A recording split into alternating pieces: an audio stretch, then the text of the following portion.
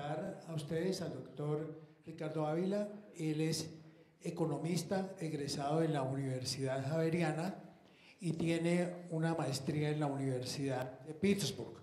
Desde el año 2007 es director del periódico Portafolio. Entonces démosle una cordial bienvenida al doctor Ávila.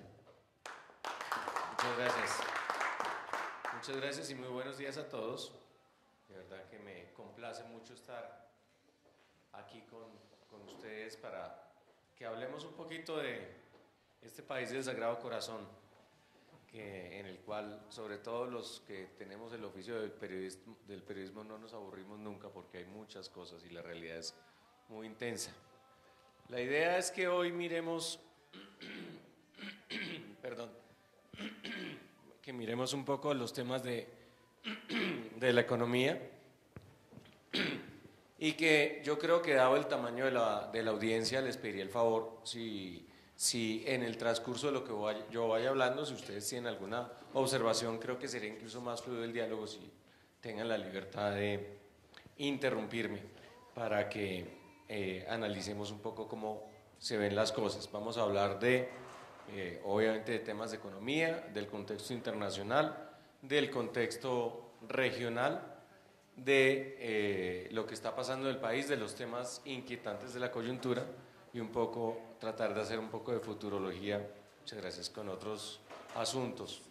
Tal vez si apagamos un poquito de esta luz sería más fácil por el tema de la... Gracias.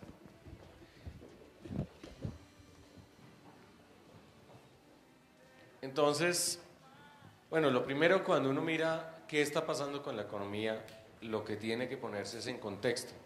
Y el contexto internacional es un contexto complejo. Nosotros estamos experimentando una situación de crecimiento relativamente mediocre, como bien lo dice la directora del Fondo Monetario Internacional, y por mediocre quiere decir que la economía mundial está creciendo a tasas cercanas al 3%.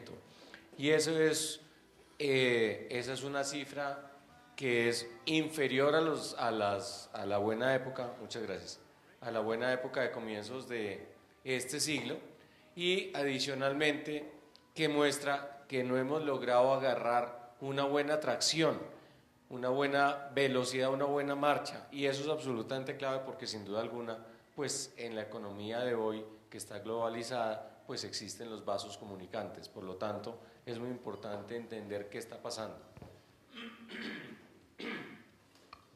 Bueno, comencemos. En general, efectivamente es economía global que está creciendo al 3%, pero eso tiene que ver con varias circunstancias. Lo primero es que no solo nosotros veníamos de una situación en la cual los países más ricos habían experimentado problemas, la crisis financiera internacional que arrancó a finales del 2008, los efectos que eso tuvo en el crecimiento global, sino que adicionalmente China y las economías emergentes, que eran las que se habían convertido en la locomotora del mundo, pues han comenzado a perder velocidad también. Y por cuenta de esa situación lo que estamos viendo es una caída en los precios de las materias primas.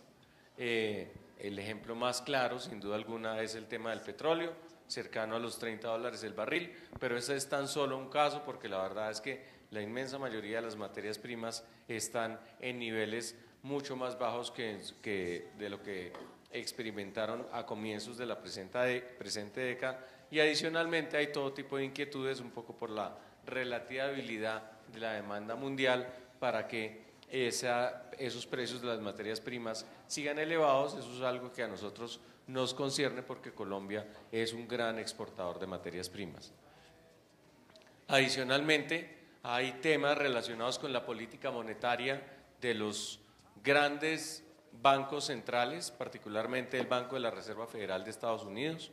Este Banco de la Reserva Federal aumentó su tasa de interés después de mantenerla históricamente bajo, lo aumentó en diciembre.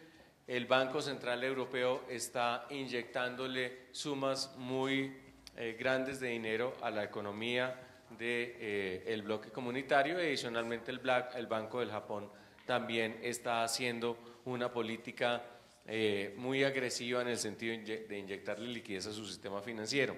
Y esas circunstancias lo que producen son grandes disparidades y movimientos en los cuales de alguna manera nosotros, los que estamos un poco en la periferia, acabamos pagando los platos rotos de las decisiones que toman esos bancos centrales, pero eso es un factor que también hay que tener en cuenta. Adicionalmente, hay países que forman parte de lo que ya se llaman los casos problemas. El más cercano a nosotros es Brasil. Brasil, sin duda alguna, pues la economía más grande de América Latina, tiene un peso de cerca del 35% en la marcha de la región, pues va mal, pero no es la única. Si uno mira en otras partes del mundo, encuentra por ejemplo en África, Suráfrica, que es una economía muy importante, la primera o la segunda dependiendo de las cifras que uno utilice, también tiene problemas. Rusia, que es una economía muy grande y de mucho impacto, también tiene problemas y está en crecimiento negativo, de tal manera que uno comienza a ver en esta circunstancia mundial luces amarillas y rojas que se encienden en diferentes puntos del globo, y vale la pena tener eso en cuenta. Y por supuesto vamos a mirar y vamos a hablar más adelante en el plano nacional pues de los temas de la coyuntura y de cómo pintan las cosas. Ya lo haremos con más detalle. Entonces, pues ustedes ven efectivamente un poco que lo que está pasando es que ha habido de alguna manera una desaceleración de la locomotora. El caso de nuevo más importante es el de China. China ha sido un país que tuvo una tasa de crecimiento durante cerca de 30 años cercana al 10% anual. Eso es algo realmente único en el contexto del crecimiento mundial. Piensen que si uno crece al 10% anual, duplica el tamaño de su economía cada 7 años, y hoy en día China está creciendo mucho más, cerca del 6% anual. Ustedes me dirán, sí, pero 6% no es una mala tasa. No, digamos que entidades como el Fondo Monetario les creen bastante, pues llega un momento en el cual y el Banco Mundial también les cree bastante, y están bastante metidos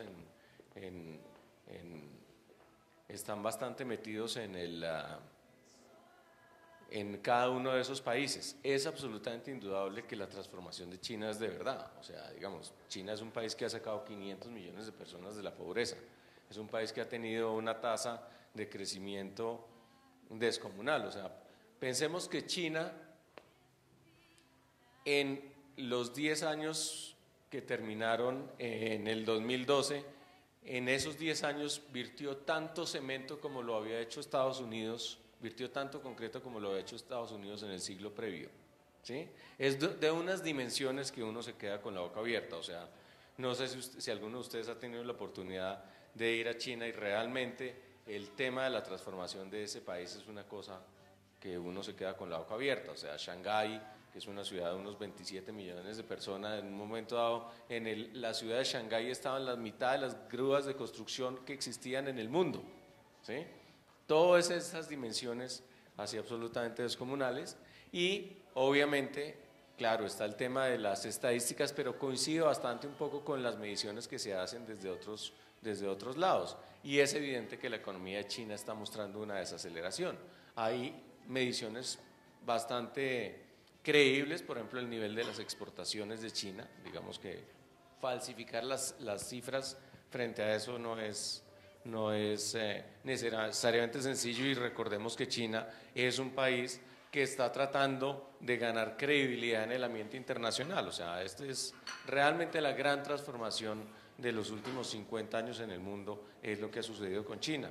La economía de China era la 9ª más grande del mundo, obviamente por su población, hace 30 años. Hoy en día es la segunda o la primera, dependiendo de los parámetros de medición que se escojan. O sea, es un cambio absolutamente fundamental, y el hecho de ese crecimiento tan grande como consumidor de materias primas, pues en un momento dado generó todas estas consecuencias en el resto del mundo, de las cuales algunos países excedentarios en bienes primarios como nosotros, pues nos acabamos beneficiando. Así no le estuviéramos vendiendo a China, generó una demanda tan grande, pues que hizo que los precios de esos bienes primarios subieran, y a nosotros pues eso nos produjo una bonanza que lamentablemente ya se acabó, pero que en su momento dado pues fue muy importante para nuestro desarrollo.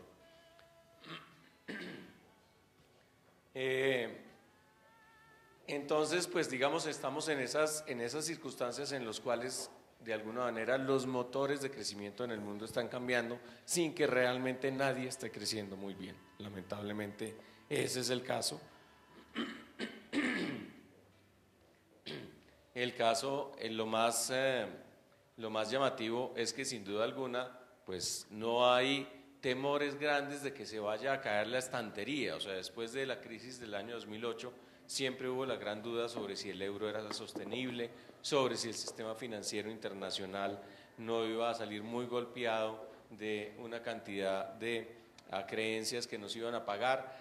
Los escenarios catastróficos se han aplazado, pero al mismo tiempo también es claro que la economía mundial está avanzando a un ritmo mediocre y lo que es pues más lamentable es que no hay muchas esperanzas de que ese ritmo cambie. Estas son las proyecciones del Fondo Monetario Internacional que salieron hace un par de semanas. Hay una cantidad de números aquí, esto es imposible verlo, pero yo les cuento lo que dice ahí.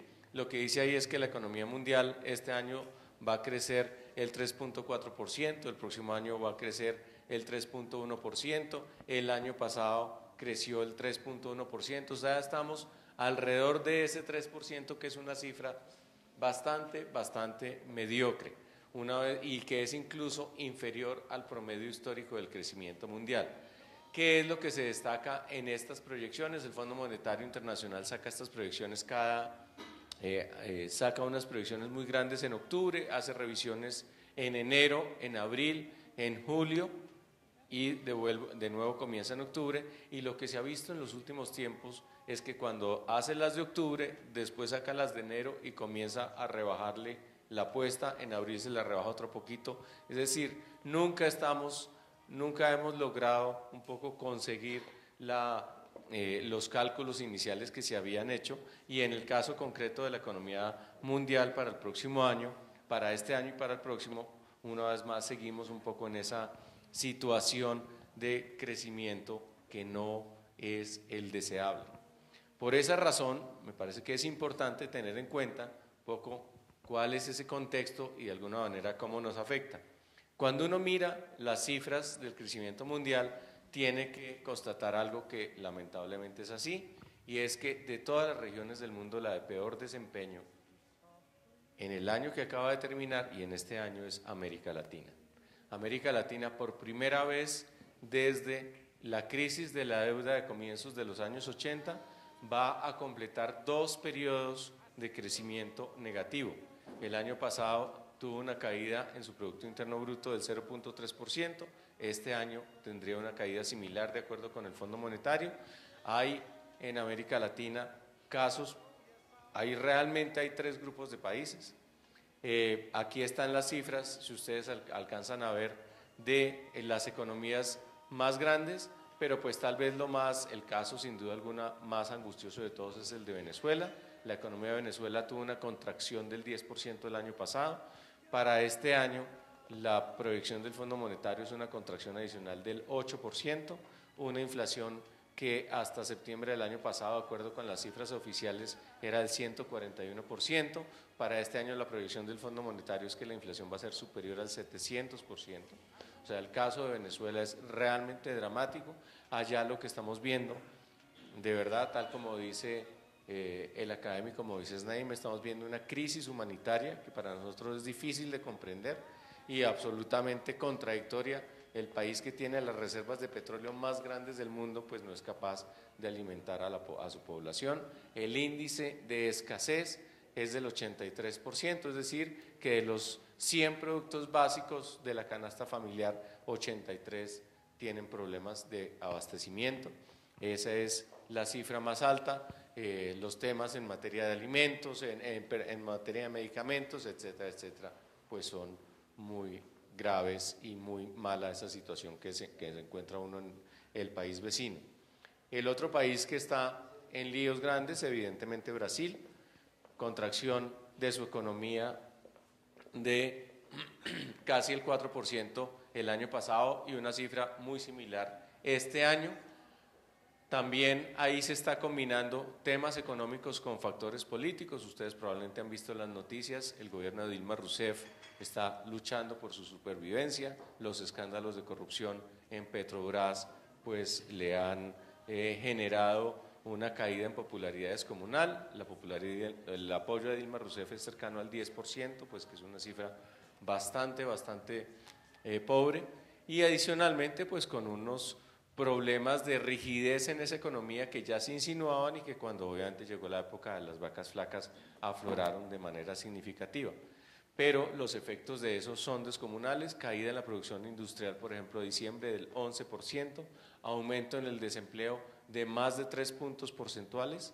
Eso es algo bien significativo, quiere decir que millones de hogares brasileños, muchos de ellos que habían logrado salir de la pobreza, se están devolviendo por cuenta de la pérdida de trabajos, por cuenta de no poder pagar, por ejemplo, sus acreencias en el sistema financiero. Brasil es el otro caso inquietante y que tampoco ve la luz al final del túnel. Hay dos países más en América Latina que tienen líos. Uno es Ecuador. Nosotros realmente tenemos problemas de vecinos esta vez, no solo Venezuela, sino también Ecuador. Ecuador tiene el problema de ser una economía dolarizada, cuyo principal producto de exportación, que es el petróleo, pues ya sabemos en dónde está, y por cuenta de esa situación, la única manera de preservar el modelo de dolarización, que es muy popular entre la población, pues es apretándose el cinturón de manera extrema. Y esa circunstancia es difícil que ellos logren ser exitosos, pero obviamente también tiene un lado político. El presidente Rafael Correa sabe que su permanencia en el cargo está atada a que logre sacar adelante o que logre mantener el modelo de dolarización. Yo creo personalmente que Ecuador eventualmente pues le va a tocar hacer como otros países que han tenido que renunciar a ese tipo de modelo y volver a una moneda nacional, pero el problema es que cuando eso pase, toda la población se va a empobrecer, pues porque pasar de tener dólares a una moneda nacional devaluada indudablemente va a golpear a todos los hogares ecuatorianos, pero el hecho es que esa economía ecuatoriana también se está contrayendo. Entonces nosotros tenemos un vecino en el oriente que está cayendo mucho, un vecino al sur que está cayendo mucho, y adicionalmente pues está la circunstancia de Brasil. Y el otro país que no está andando del todo bien, pero pues que obviamente falta ver qué sucede, es Argentina. Tuvo un cambio de gobierno y un cambio de modelo muy radical. El presidente Macri ha llevado a cabo reformas importantes, no sin un costo político muy grande. Por ejemplo, decidió eliminar los subsidios a los temas de energía, y eso por supuesto le golpea el bolsillo de toda la gente, y eso también ocasiona problemas. Una economía que estaba muy desequilibrada y que eventualmente va a lograr atraer nuevas inversiones y va a lograr utilizar sus ventajas comparativas, sobre todo en materia de producción de alimentos, pero que sin duda alguna también está enfrentando vientos en contra. Entonces, cuando uno mira América Latina, encuentra ese primer grupo de países, que es el grupo de países complicado, y encuentra también dos grupos adicionales: un grupo de países que está sobreaguando y al cual nosotros pertenecemos. Ahí están los países socios de la Alianza del Pacífico, es decir, México, Perú, Chile y Colombia. Adicionalmente puede incluir a uno ahí a Bolivia y a Paraguay. Los problemas sobre todo están en Suramérica. ¿Por qué? Porque Suramérica era la gran exportadora de materias primas, la que se beneficiaba de los altos precios del cobre, de los altos precios del carbón, del oro, del petróleo, de la soya, etcétera, etcétera. Y aquí, sin duda alguna, es donde más se siente. Son países los que están sobreaguando, pues que están creciendo entre el 2 y el 3%, pues que tienen unas fortalezas mejores y son economías mejor manejadas que las que están en problemas, pero aún, sin duda alguna, no hay discusión en el sentido de que los vientos de la desaceleración nos están golpeando a todos. Y hay un pequeño grupo de países que está avanzando, y ahí están los de Centroamérica y República Dominicana. ¿Por qué? Porque esos son países que están muy atados a la economía de Estados Unidos, que ha tenido cierto repunte, y adicionalmente que son importadores netos de petróleo.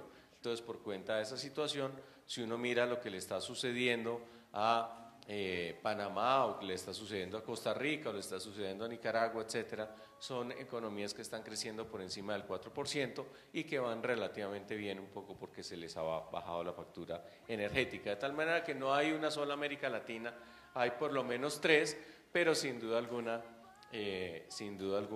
pues la suerte general de la región es mucho menos de lo que era hace apenas unos años.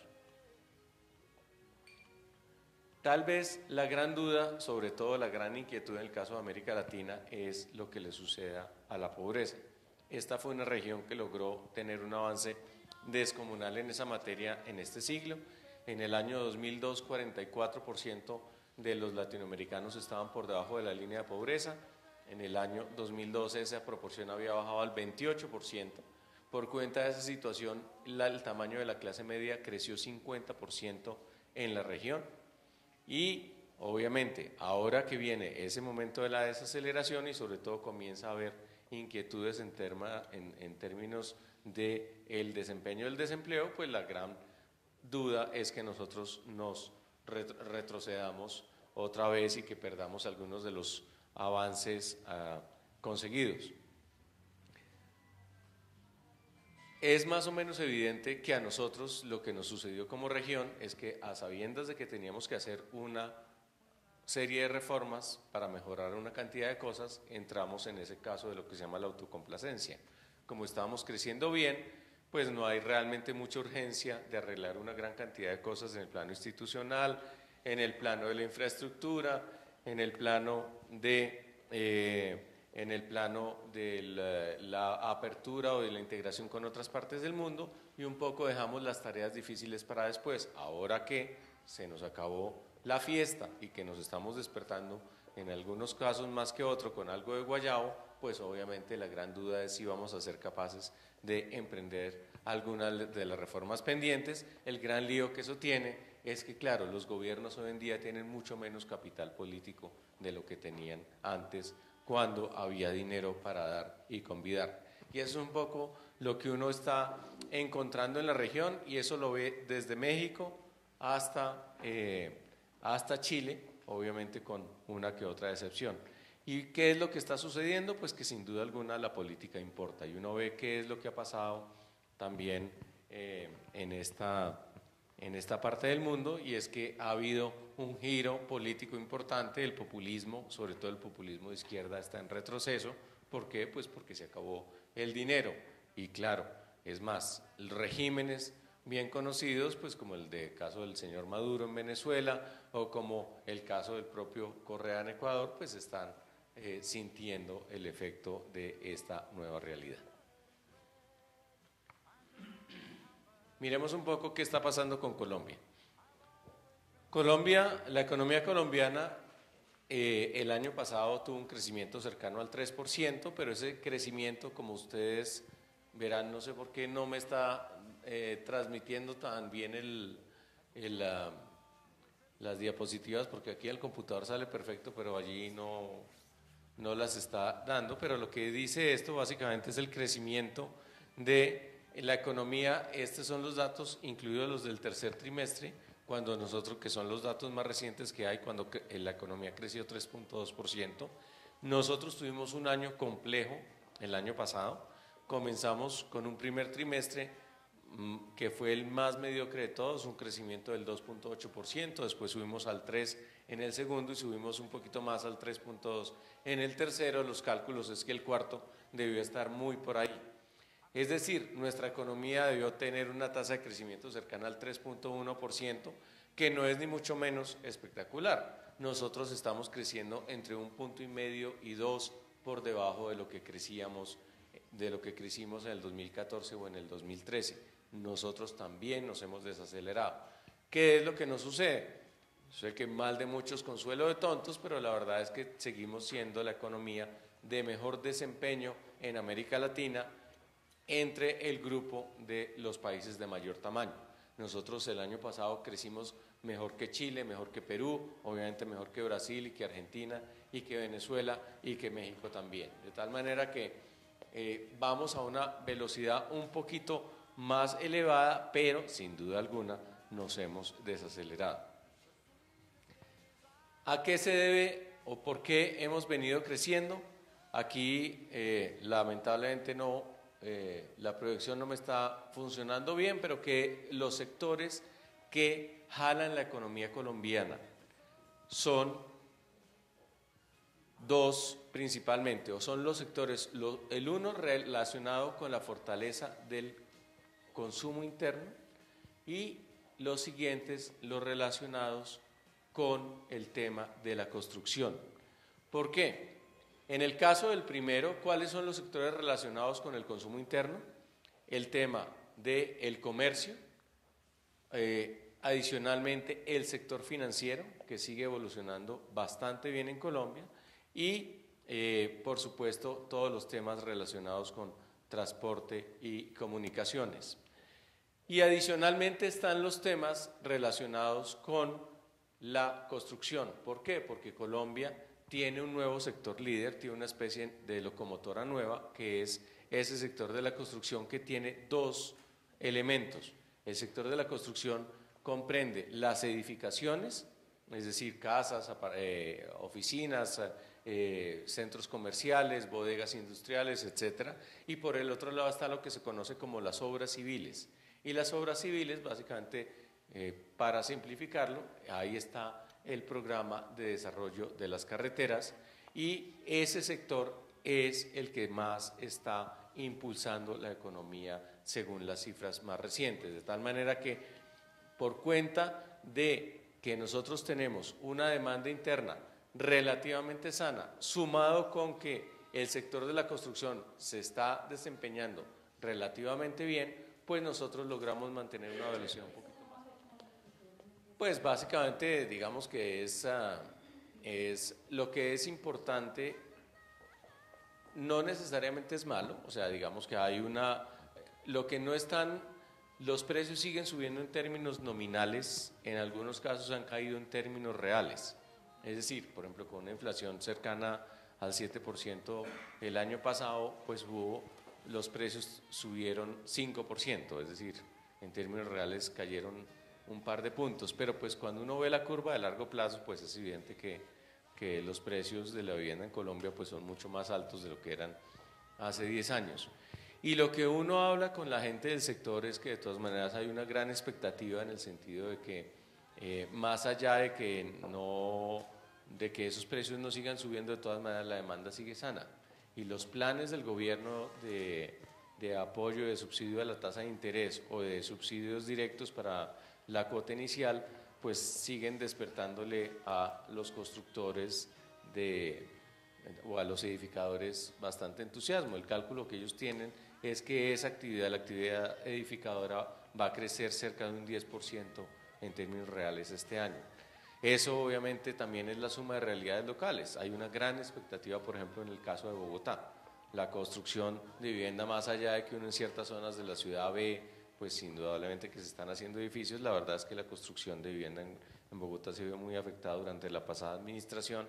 Parte de los líos que existían se solucionaron. No sé si ustedes vieron los titulares en el sentido de que el nuevo alcalde logró un acuerdo con el Ministerio de Vivienda para destrabar la construcción de 80.000 viviendas en Bogotá. Esos son números bastante significativos, de tal manera que un poco más allá de ese comportamiento de los precios que no anticipa ni mucho menos una crisis, sino un aplanamiento de la curva, pues uno tiene todavía motivos para mostrarse optimista.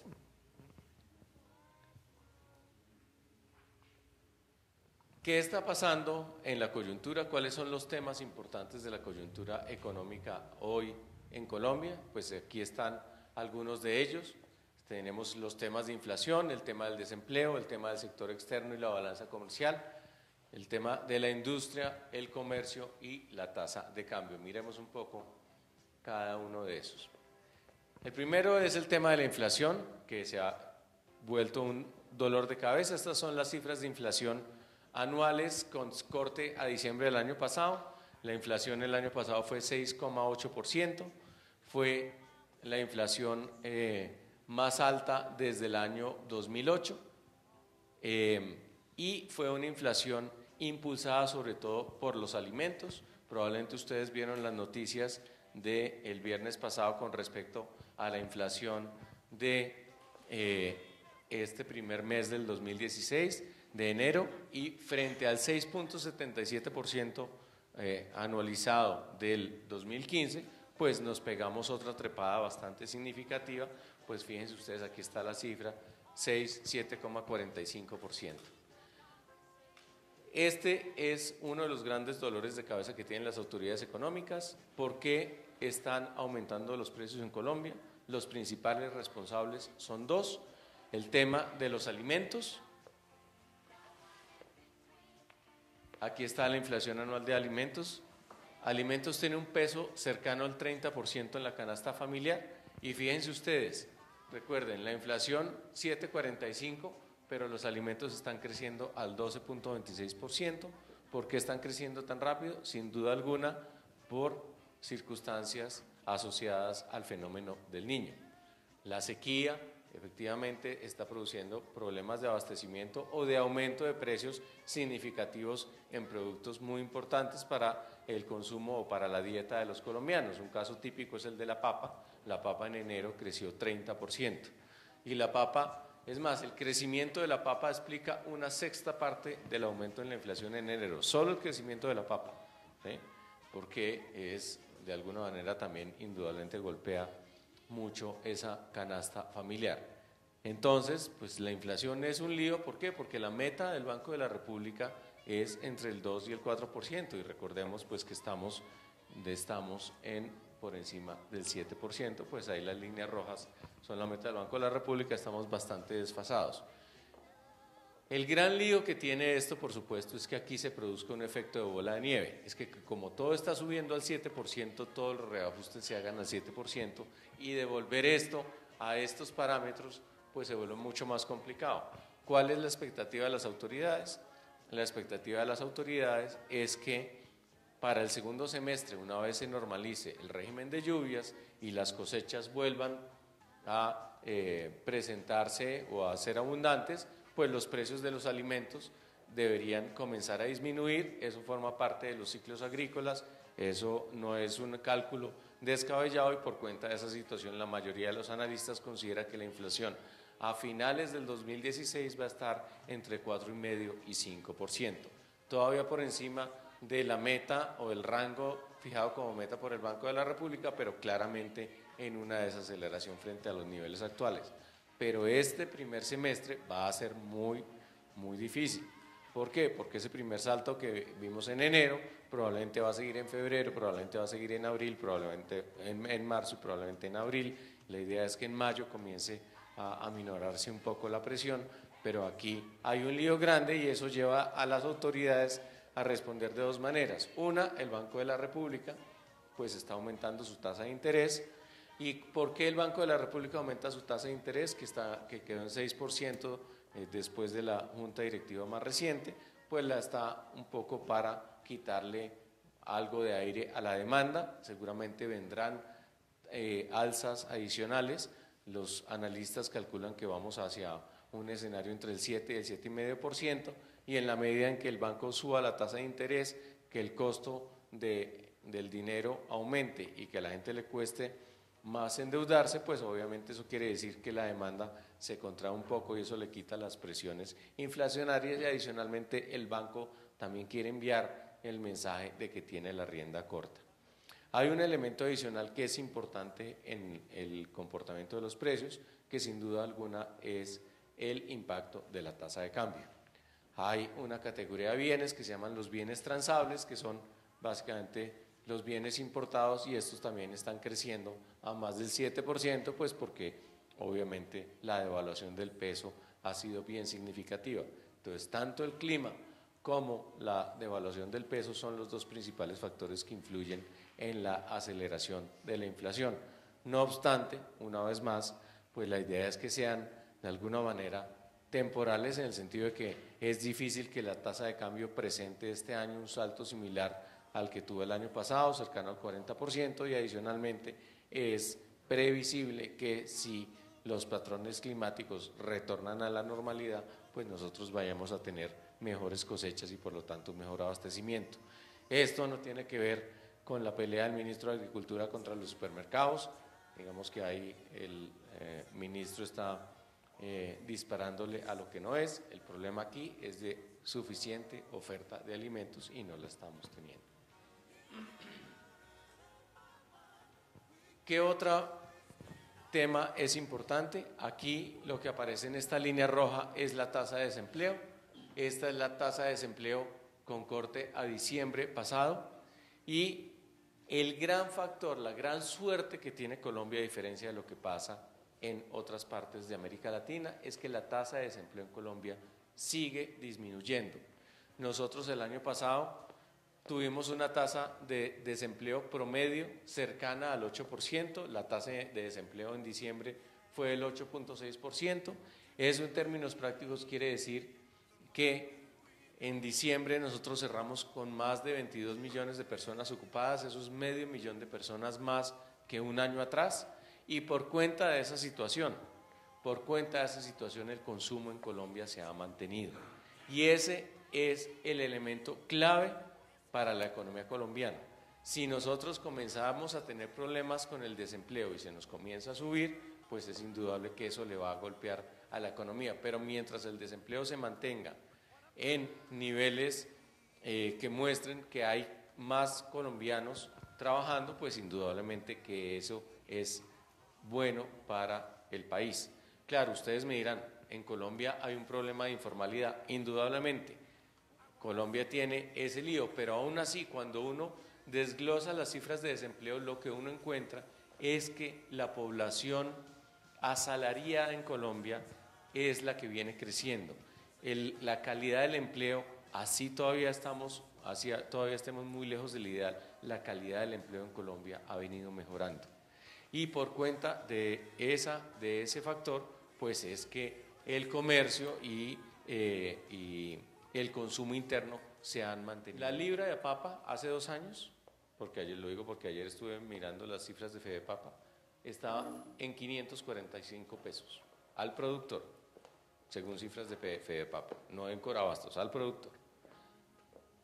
En enero pasado, o sea, hace 15 días, estaba en 1.340 pesos al productor. O sea, la papa ha subido 150%. Al productor, o sea, no quiere decir que es que el campesino esté recibiendo la misma plata que hace 2 años, no, está recibiendo mucho más. O sea, hay un problema efectivamente o sea, digamos, los precios han subido, sin duda alguna, las cadenas, los eslabones de la cadena de comercialización llevan a que haya una gran diferencia, como bien lo dice, del 100% entre lo que vale en Corabastos y lo que vale en Carulla, ¿sí? Pero el tema es que no hay ninguna evidencia de que ese margen se haya ampliado en los últimos tiempos, entre otras razones porque, como bien lo dice el presidente del Éxito hoy en una entrevista en Portafolio, hay 200.000 comerciantes de alimentos en Colombia, o sea, 200.000 tenderos, incluidos también, por supuesto, las grandes cadenas de supermercados. Pretender que es que aquí hay un acuerdo de 200.000 para fijar unos precios y ganarse unas grandes diferencias, no necesariamente funciona. O sea, yo no dudo que haya que reducir el peso de la intermediación en Colombia, pero lo que sí discuto es que ese sea el problema.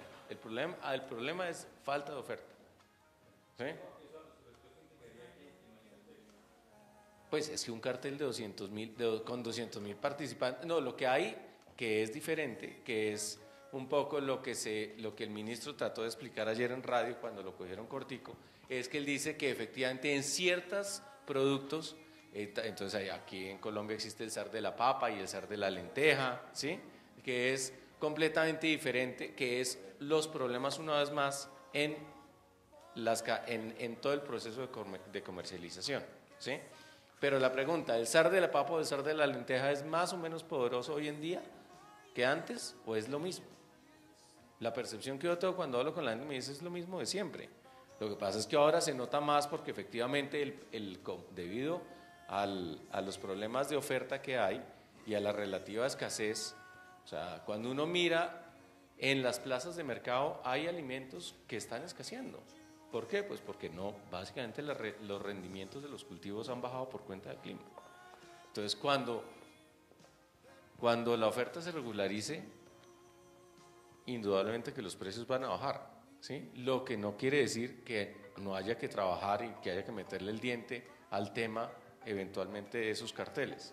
Pero creo que el ministro está desviando la discusión, ¿sí? Porque entre otras razones, si alguna discusión vale la pena hacerle, es que al Ministerio de Agricultura se le triplicó el presupuesto al que le dieron de hace 2 años y del año pasado, y la producción agrícola no ha respondido, ¿sí? ¿Mm?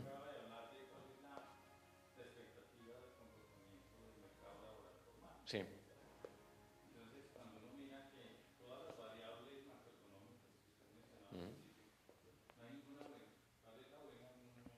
No, pues que la economía sigue creciendo por encima del 3%.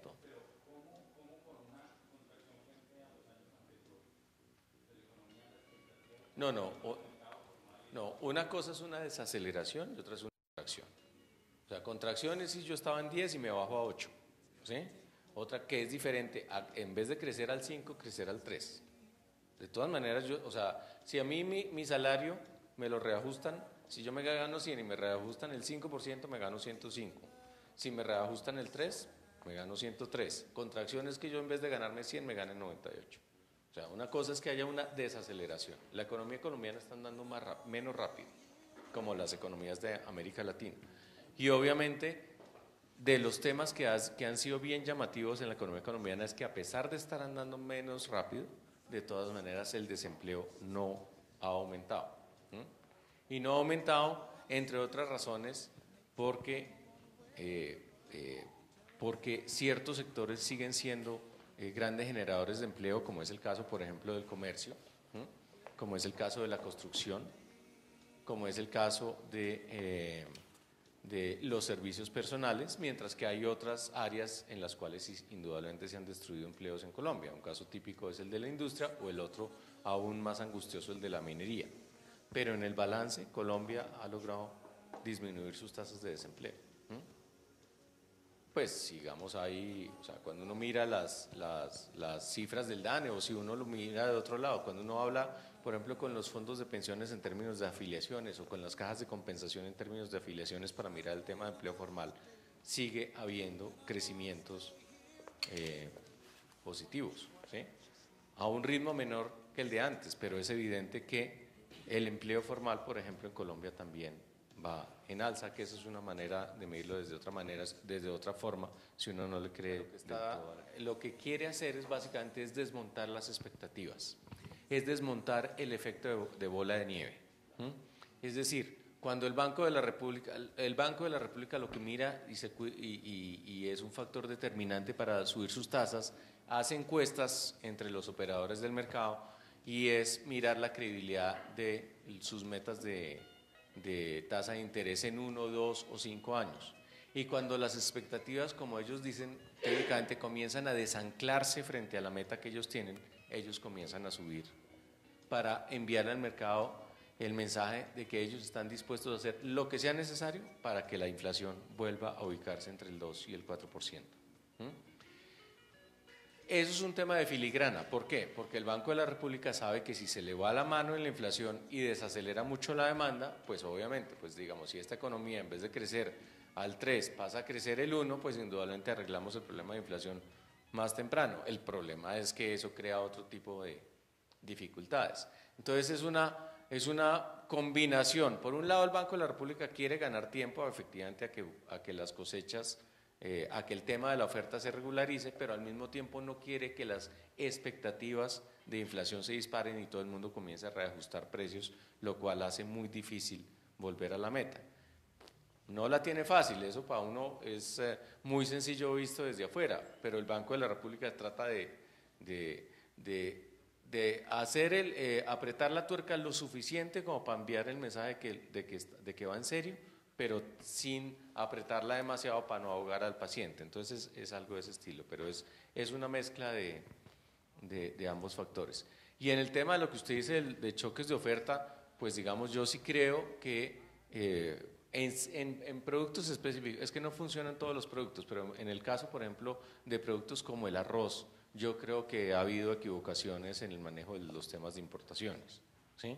Creo que Colombia tiene arroz para 10 meses, ¿sí? Y que a veces los precios de arroz, porque la producción nacional no es suficiente para atender el consumo interno, y que a veces, como ciertos cupos se demoran en otorgarse, creo que hay unas grandes presiones y ahí sí hay unos mini carteles que acaban atentando en contra del consumidor y que entonces se rasgan las vestiduras cuando se abren las importaciones porque dicen que entonces los productores nacionales, pero realmente lo que eso permite sin duda alguna es maximizar las rentas. O sea, les garantizo que no hay ningún arrocero hoy en día que esté lamentando la situación, más allá de los problemas asociados con el tema del niño, pero pues digamos hay una serie de agricultores a los que les está yendo de todas maneras o sea, lo que muestran las investigaciones en Colombia, cuál es el empleo que ha subido, el empleo que ha aumentado sobre todo es el empleo de los profesionales. Hay dos realidades en Colombia, el empleo con la gente de menor capacitación es el que está prácticamente estancado y el empleo que ha subido es el empleo de las personas con mayores niveles de educación. Entonces, y la informalidad en Colombia ha venido descendiendo, más allá de que en Colombia cerca de la mitad, en las ciudades cerca de la mitad de la fuerza laboral sea informal, es una proporción menor de la que era hace 5 o hace 10 años. Yo creo en general que obviamente a Colombia lo que le beneficia es tener menos empleo informal que más empleo informal, sin duda alguna, pero pues estamos a una enorme distancia y sobre por qué la informalidad es tan alta en Colombia, pues hay todo tipo de debates, incluyendo el hecho de que obviamente el salto de costo para un empleador entre un empleo formal y un empleo informal es muy grande. Pues ustedes saben que la reforma tributaria del 2012, pues que disminuyó el peso de los parafiscales, tenía como propósito hacer menos onerosa la contratación formal. A mí, o sea, digamos que me parece que el país tiene que seguir trabajando en ese campo, pero la evolución, en eso hablo de los últimos 5 o 6 años, ha sido positivo, en el sentido de que el empleo informal en Colombia, como proporción del empleo total, se ha venido reduciendo. Bueno, ¿qué otra cosa nos está pasando en la coyuntura?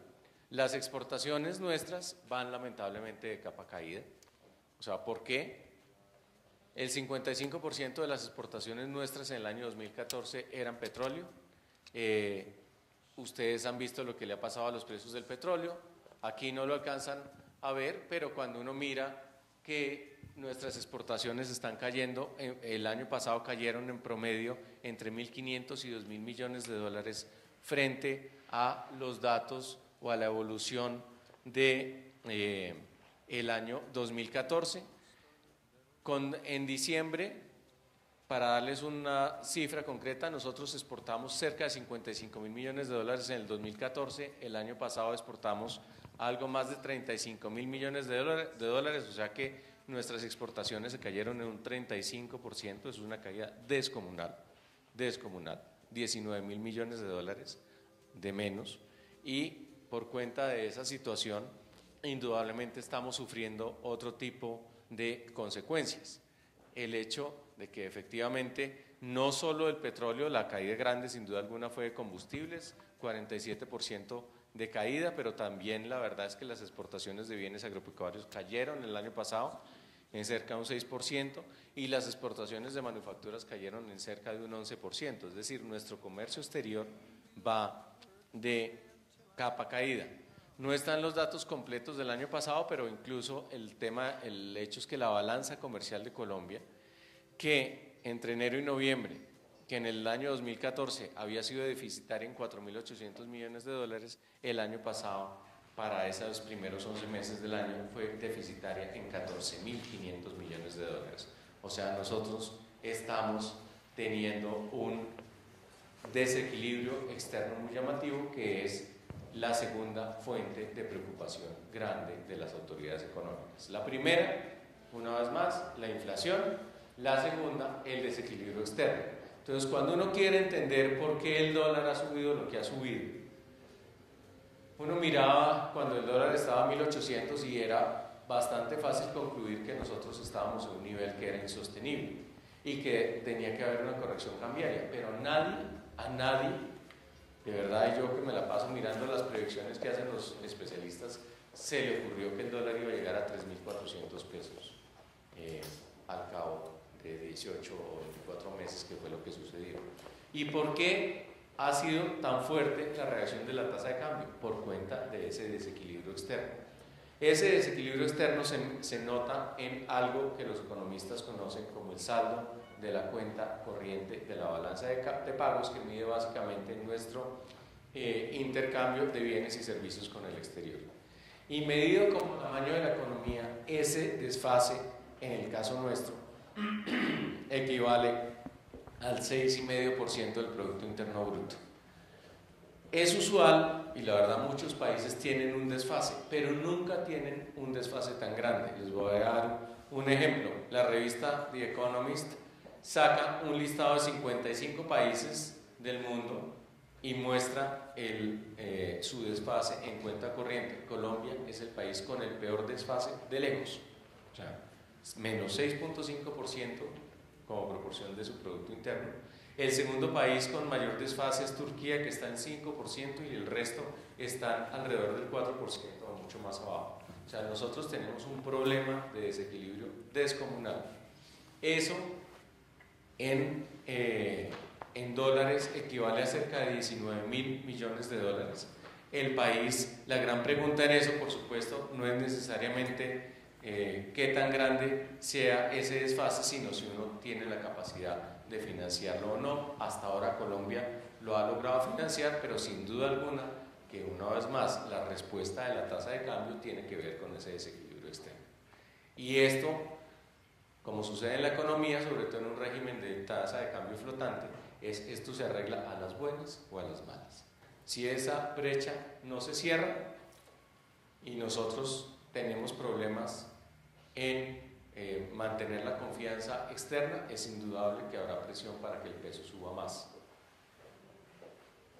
Si comenzamos a ver este año que esa brecha empieza a cerrarse, la presión sobre el peso va a disminuir. Ese es el tema absolutamente fundamental, pero por cuenta de esa situación es que nosotros tenemos la tasa de cambio donde la tenemos hoy.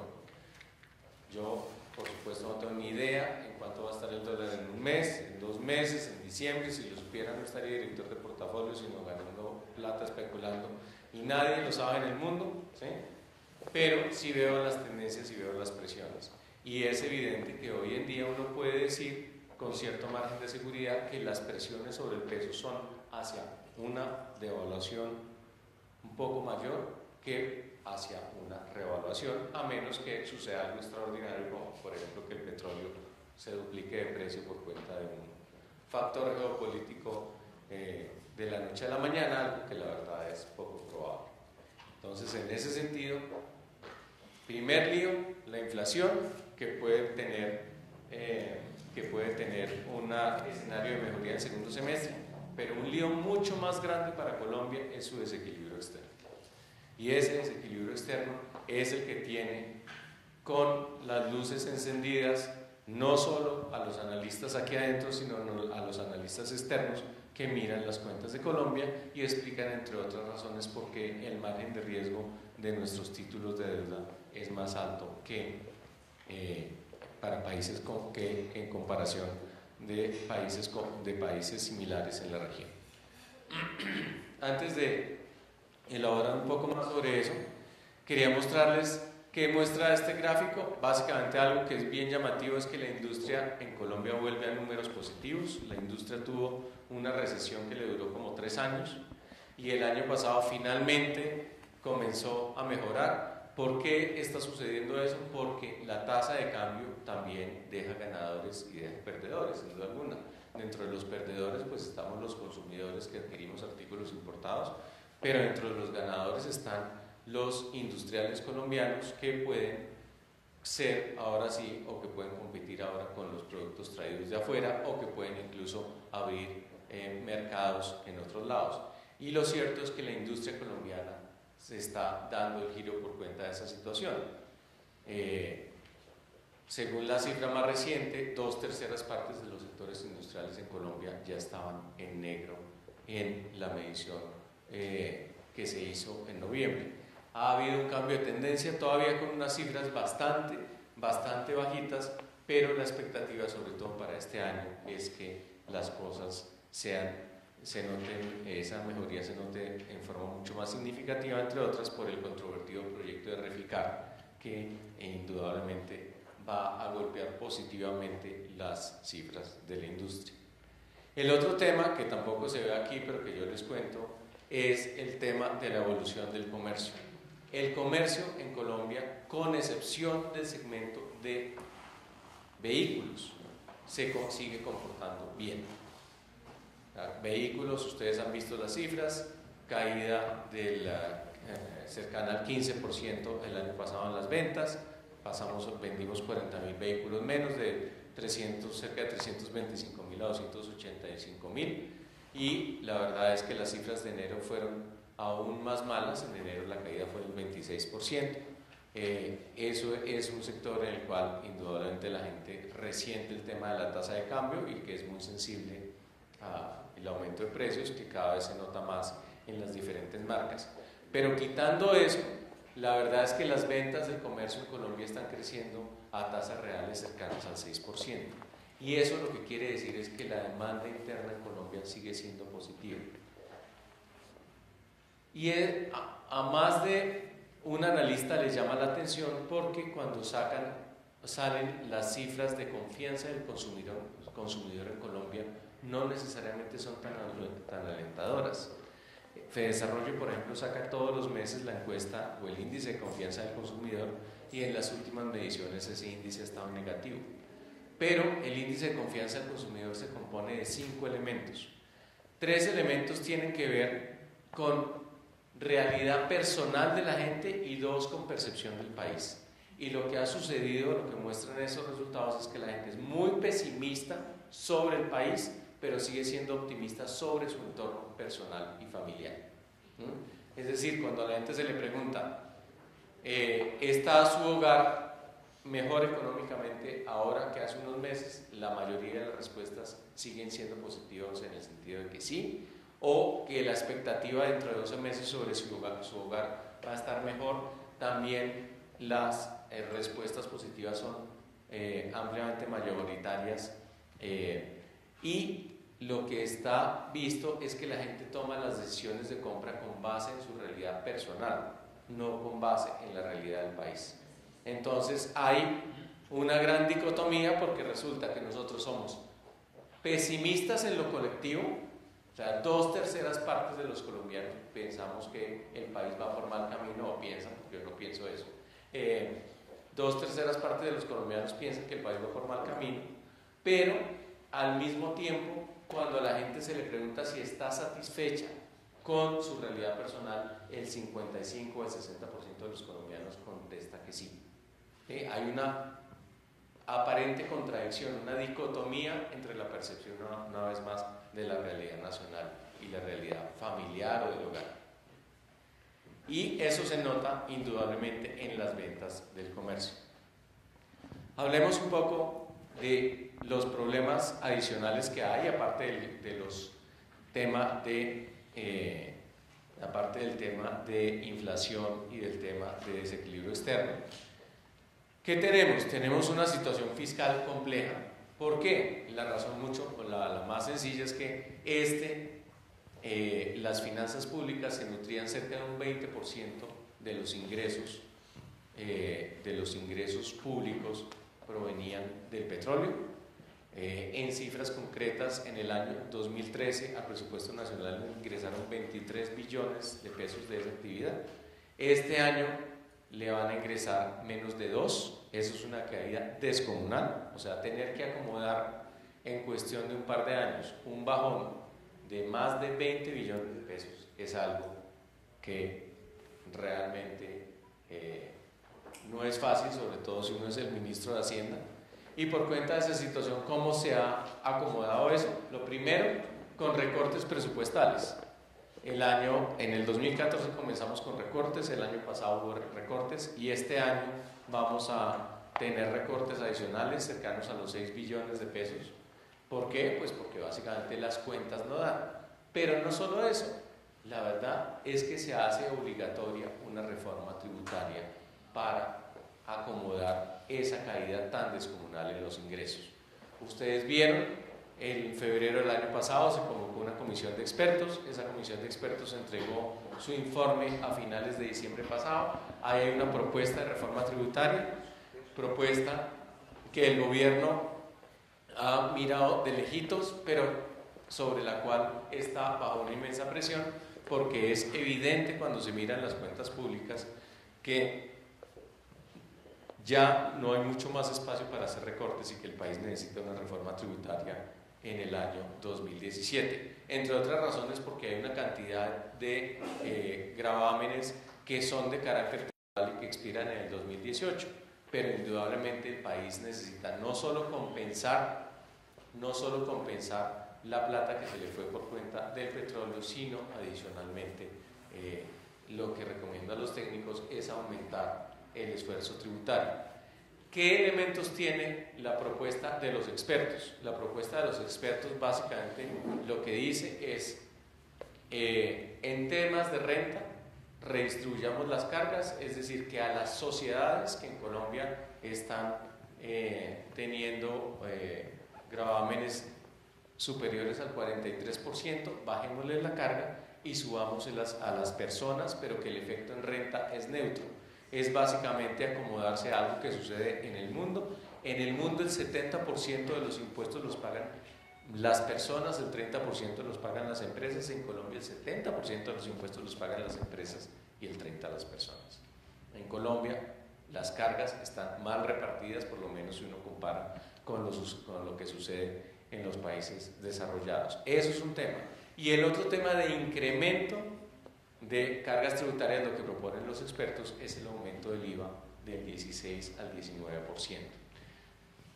Propuestas obviamente muy polémicas. Adicionalmente pues está el tema de las fundaciones y de las entidades sin ánimo de lucro, temas adicionales de control de la evasión. Son propuestas muy polémicas. No es claro qué va a incorporar el gobierno de lo que le dicen los expertos, no es claro qué otros insumos va a tener del Fondo Monetario, de la OECD, del BID, pero indudablemente Colombia tiene que hacer una reforma tributaria, porque si no las cuentas no le van a dar. Y no solo es el tema del posconflicto, aun si no hubiera proceso de paz con las FARC, aun si, por ejemplo, para citar la noticia de hoy, este tema del plebiscito y la constituyente se vuelve infranqueable, más allá de eso, el país necesita una reforma tributaria. Si no se hace esa reforma tributaria, vamos a perder la credibilidad que tenemos en términos internacionales y eso ahí sí que nos crea líos para financiar ese hueco que tenemos externo. Adicionalmente, por supuesto, una gran parte de los programas en marcha se verían afectados y la verdad es que sería insostenible el tema de las finanzas públicas. Colombia, contra lo que uno pueda creer, como proporción del tamaño de su economía, recauda menos impuestos que el promedio de América Latina. 2 puntos del Producto Interno menos frente al promedio latinoamericano, para no hablar de 15 puntos menos frente al promedio de los países de la OECD. O sea que ahí hay que meterle el diente. Vamos a ver en qué consiste esa propuesta y estoy seguro que va a ser ampliamente debatida.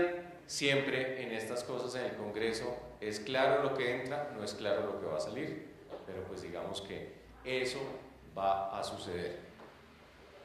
Adicionalmente, pues eso está relacionado con el tema que hablamos del tema de déficit en cuenta corriente, está el tema de la aceleración de la inflación, está por supuesto el tema del petróleo, que sigue siendo una incógnita. Nadie esperaba que el petróleo se mantuviera en $30 por barril este año, por lo menos esa no era la expectativa de hace un año.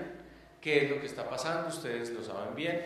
Aquí lo que hay es una guerra de productores por cuota de mercado y básicamente los productores de menor costo, particularmente los del Medio Oriente impulsados por Arabia Saudita, lo que quieren es sacar del mercado a productores de mayor costo, sobre todo a los estadounidenses que utilizan las técnicas estas de fracturamiento hidráulico para sacar petróleo, que han hecho que Estados Unidos se convierta en un productor mucho más grande de crudo. Y básicamente lo que estamos es en una guerra en la cual todavía no se ha traducido en una caída importante en la producción de petróleo en el mundo. Y mientras esa situación no se mejore, pues evidentemente que nosotros vamos a pagar los platos rotos. Hoy en día, buena parte de las fluctuaciones del dólar están atadas al precio del petróleo. Si el precio del petróleo cae, como sucedió por ejemplo ayer, pues el dólar sube 40 pesos en el mercado cambiario local.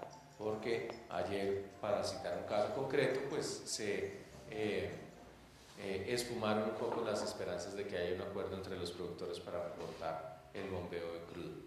Esa es la circunstancia y la verdad es que eso tiene impactos clarísimos sobre la tasa de cambio. Adicionalmente, pues está el tema de la paz. Y el tema de la paz es un tema complejo, no solo por el tema de la propia negociación. Ustedes saben que el trato era que a finales de marzo, el 23 en concreto, pues lleguemos a un acuerdo definitivo, a partir de lo cual pues vendrían 60 días para empezar los temas de agrupamiento de los diferentes frentes de las FARC con miras a la dejación de las armas. Pero más allá de ese tema, pues está el tema de la ratificación de los acuerdos. Hay un plebiscito pues, que salió aprobado por cuenta de una ley y que tendría lugar a mediados del año. El gran riesgo que existe en ese tema es que en lugar de ser un plebiscito sea un plebisantos, y eso quiere decir que en lugar de ser un plebiscito sobre la paz se vuelva un plebiscito sobre el gobierno. Resulta que el presidente, su imagen positiva es apenas del 30%, y por supuesto ese es un tema bien complejo. No es claro qué vaya a suceder con este tema, pero indudablemente que la oposición lo que va a querer hacer es llevarlo a un tema efectivamente de popularidad del gobierno, mientras que el gobierno va a tratar de centrarlo en el tema de la paz. Pero por cuenta de esa situación, indudablemente que este va a ser un año también muy agitado, sobre todo durante el primer semestre en materia política, con una gran cantidad de tensiones y con una polarización que seguramente va a seguir haciendo su agosto. Pero estamos en un año convulso. Curiosamente, y una vez más, de todas maneras, los cálculos sobre la economía colombiana siguen siendo bastante positivos. O sea, incluso el Fondo Monetario Internacional, que el año pasado fue menos optimista que lo que acabaron mostrando los resultados finales, este año, por ejemplo, el Fondo Monetario le apuesta a un crecimiento de la economía colombiana de 2.7%.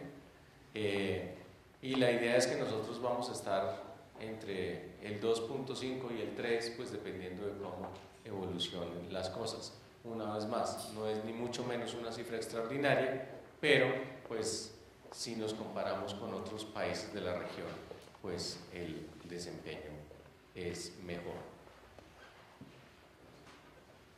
Esto es un poco hablando de la coyuntura, pero yo quisiera señalarles algo más que me parece que es importante. A veces es bien llamativo comprobar que la imagen que tiene Colombia, o que la imagen que tiene Colombia por fuera, entre quienes los analistas, es mejor que la que tenemos los colombianos del país. Yo tengo una teoría, y es que básicamente quienes viven afuera y no tienen que ver ni con la pelea, ni con el trino diario de Uribe, ni con la pelea del ministro de Agricultura, ni con la metida de pata de los impuestos a los carros del Ministerio de Transporte, todos temas que forman parte de esta realidad nacional tan intensa, diaria. Finalmente, quien está por fuera, pues ve la cosa con una perspectiva mucho más amplia, y yo tiendo a creer que por fuera ven la película, nosotros nos quedamos muchas veces en la foto. Y cuando uno mira lo que ha venido pasando en la Colombia, y más allá de esos temas de la coyuntura, en Colombia han pasado cosas muy importantes. Entonces, estas son las curvas de pobreza y de pobreza extrema en Colombia. En el año 2002, 1 de cada 2 colombianos era pobre. 1 de cada 2. La tasa de pobreza 49,7. El año pasado, casi 1 de cada 4, realmente el 28%. Pero lo que quiero decir con eso es que la tasa de pobreza en Colombia casi bajó a la mitad en el transcurso de este siglo. Y eso es un cambio absolutamente descomunal. Digamos, si en América Latina la disminución fue de 16 puntos porcentuales, en el caso de Colombia la disminución fue de 21 puntos porcentuales. Y más llamativo todavía, la clase media en Colombia, por primera vez en nuestra historia, superó el tamaño de la clase pobre el año pasado. Es decir, había más personas pertenecientes a la clase media, el 31%, en comparación con las personas pertenecientes a la clase pobre. Eso no nos había pasado nunca. Y esa proporción de la clase media es el doble de la que había en el 2002. Esa es la gran transformación que ha tenido Colombia. Entonces, cuando uno, más allá, una vez más, de las agitaciones del día a día, a uno le preguntan sobre el país, que si aquí no ha pasado nada, no, aquí han pasado muchas cosas. Y han pasado muchas cosas positivas. Y lo que quiere decir eso es que hay literalmente millones de hogares que disfrutan hoy de una calidad de vida mucho más elevada de la que disfrutaban antes. Uno lo puede mirar desde muchos lados. A mí me gusta mucho una encuesta que saca el DANE todos los marzos, ya va a salir la de este año, que se llama la encuesta de calidad de vida, que es una encuesta muy grande, hace como 25.000 encuestas en todo el territorio, y se van literalmente a los hogares de la gente y le preguntan qué tienen. Ustedes no alcanzan a ver, pero yo les voy a contar aquí. Entonces, por ejemplo, estos son datos del 2013 y del 2014, como les digo, la última encuesta no ha salido. Pero, por ejemplo, la proporción de refrigeradores en los hogares colombianos, 82%. 3 puntos más, casi 3 puntos más que en el año 2013, de un año a otro. Si ustedes miran esta encuesta y la devuelven porque está la del año 2003, la proporción de refrigeradores era inferior al 50%.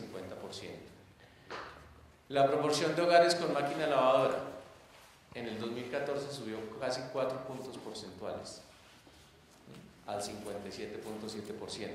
La proporción obviamente de hogares con equipo de sonido, la proporción con computador, proporciones con tabletas, etcétera, etcétera. Lo que quiere decir esto, porque esta no es la medida de la tasa de pobreza, porque uno siempre puede decir, ay sí, pero la línea de pobreza y toda esa disquisición, es que cuando uno va y mira los bienes que tienen los hogares colombianos, tienen muchos más bienes y eso es el resultado básicamente de que su ingreso ha aumentado. No es solamente un tema de estadísticas, sino que es fácil de encontrar en términos o de comprobar en términos tangibles. O un tema que nos desespera a los automovilistas, el tema de las motos. En el año 2003, 1 de cada 12 hogares en Colombia tenía una moto. Hoy en día, 1 de cada 4 tiene una moto. Es cierto, es una locura para manejarla. Pero el hecho de que la proporción de motos y hoy en día haya, según esta cuenta, más de cerca de 3,5 millones de hogares con al menos una moto, es la expresión de una mejora en el ingreso, porque ¿qué? Cuando la gente gana más dinero, se viste diferente, se transporta diferente, come diferente y vive diferente. Entonces, digamos que eso es un proceso, no quiero decir que sino simplemente es un resultado lógico de la evolución. Creo que también el tema de la tasa de inflación, el tema de que yo creo que el República también va a tratar de apretar por el lado de liquidez, o sea, más allá de fijar su tasa de intervención más elevada, sino el tema de liquidez lo está apretando. Y en ese sentido creo que eso forma parte pues un poco de este año que es tan complejo. O sea, yo creo que es lógico que ustedes vean con preocupación ese tema y el tema de la competencia por los recursos, que indudablemente acaba transmitiéndose o acaba traduciéndose en mayores tasas.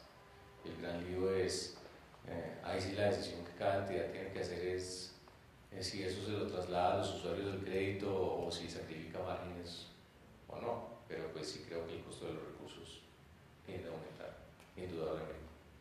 Creo que hay diferentes elementos que implican unos temas de mayor estrechez, incluyendo el hecho, por ejemplo, de que las fuentes internacionales pues están secando.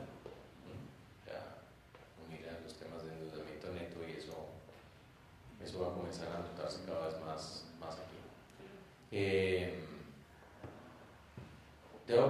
La verdad, tengo que poner más las antenas sobre el tema en concreto, pues digamos, tengo que aprovechar que Gerardo Hernández vuelve a la superficie a que me cuente cómo están las cosas, pero me parece muy válido el tema y muy razonable la inquietud.